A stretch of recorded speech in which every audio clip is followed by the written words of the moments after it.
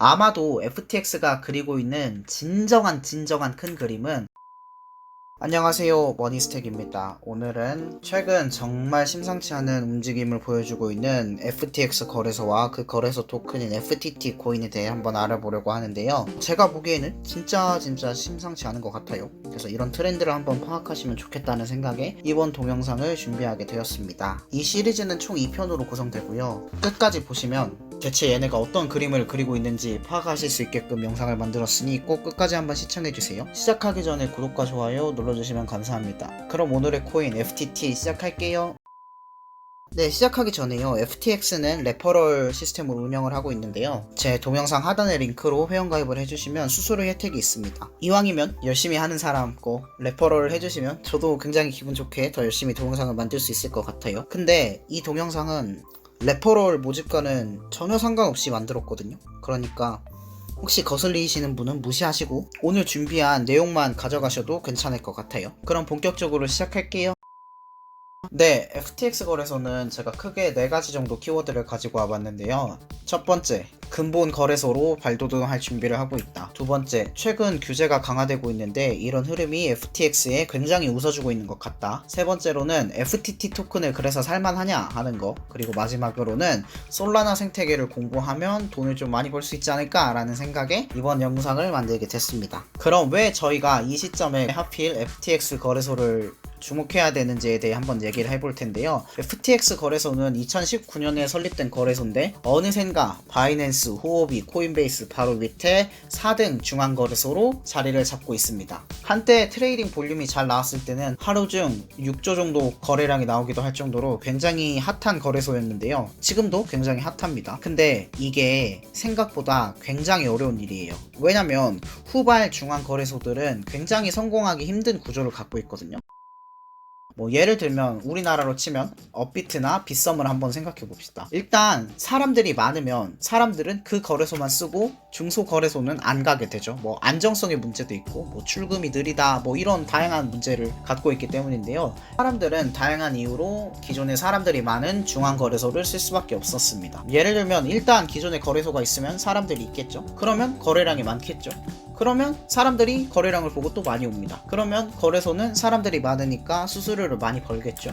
그러면 그 돈으로 이벤트도 하고 상장도 많이 하고 이렇게 해서 고객들이 만족할 수 있는 서비스를 많이 제공하겠죠. 그러면 또 사람들이 많이 오고 이게 무한 동력처럼 돌아가는 건데요. 그런 점에서 이 FTX의 성공은 정말 특이하다고 할 수 있습니다. 얘네는 2019년에 만들어진 거래소인데 대체 어떻게 거래량 4등까지 올라올 수 있는 거래소가 될 수 있었을까요? 여기에 대해서 우리는 집중을 해봐야 되는데요. 그 얘기를 하려면 이 사람의 이야기를 하지 않고 넘어갈 수 없습니다.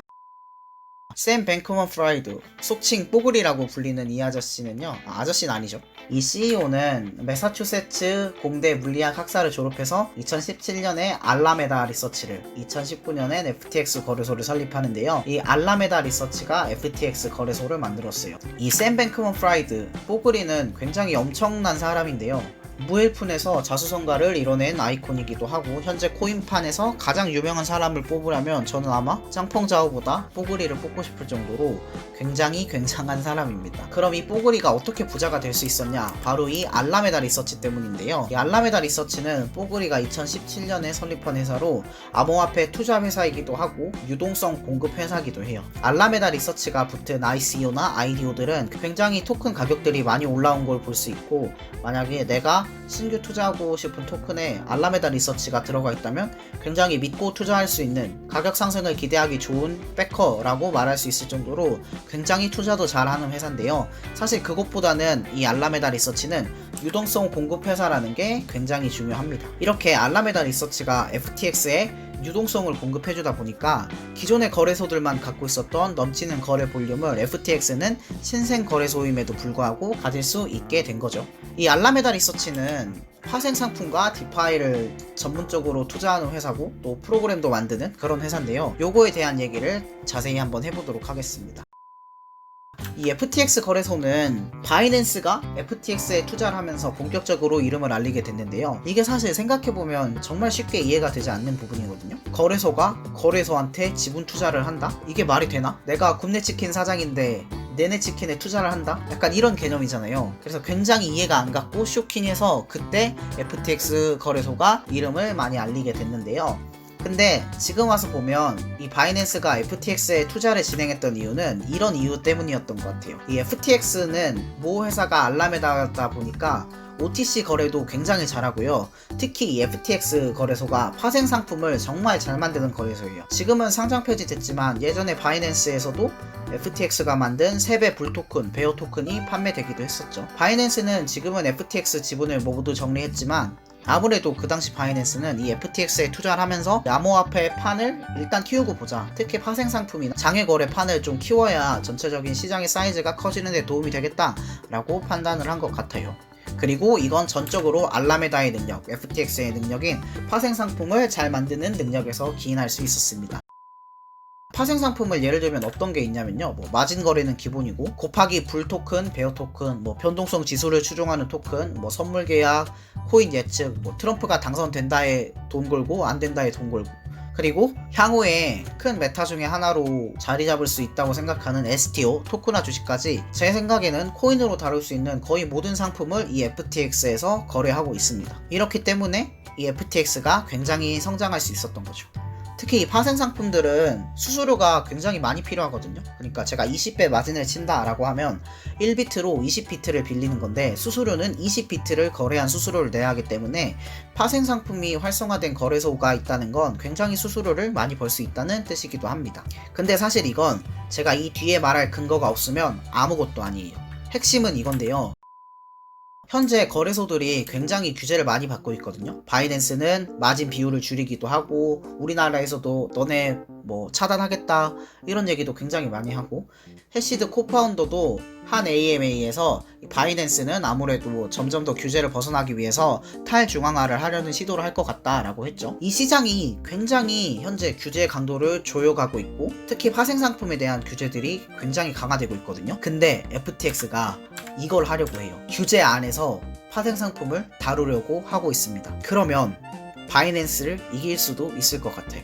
그러니까 합법화된 파생 거래소가 있다는 게 굉장히 어마어마한 의미거든요. 사실 파생 상품을 만들어서 취급하는 건 어떻게 보면 다른 거래소도 좀만 기술이 있다면 만들 수도 있겠지만 합법화되는 건 굉장히 어려운 일인데 이 FTX는 최근 합법화된 범위 안에서 이런 사업을 늘려가려는 계획을 갖고 있는 것처럼 보입니다. 바이낸스가 이런 규제로 인해서 갈수록 시장이 축소되면 그런 거래 수요가 대체 거래소를 찾으면서 FTX로 넘어오면 파생 상품은 안 그래도 거래량이 크고 수수료가 많다 보니까 FTX는 자연스럽게 떡상을 노려볼 수 있겠다라는 아이디어가 이 1편의 핵심인데요. 여기까지 들으면 시청자분들이 느끼시기에는 머니스택 쟤 망상하는 거 아니냐? 라고 할 수도 있는데 망상인데 한번 드러나 보세요.